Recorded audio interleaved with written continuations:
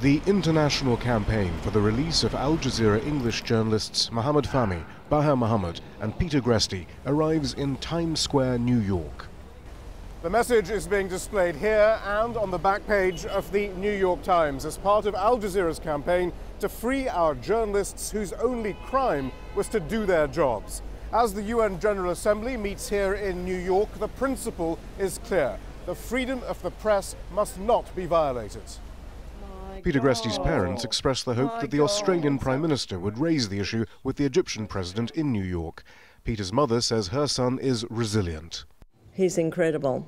He is, I think he's settled to the fact that he's going to be in prison until this process is over, and that he's doing his utmost in all sorts of ways to make the best of it. The Egyptian president is sticking to a well-rehearsed line.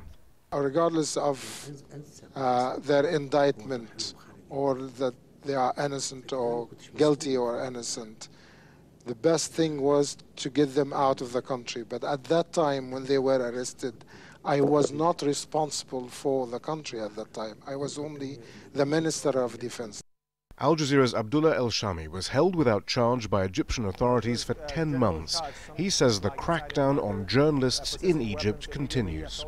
Let's talk about facts. We have dozens of journalists who are already imprisoned. We have others who have been forced to flee the country, others who have been killed, in fact.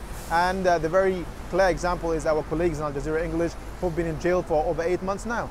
The White House says President Obama called for their release when he met with President Sisi and stressed the importance of free speech and due process. But it's clear that for now, journalism remains a crime in Egypt.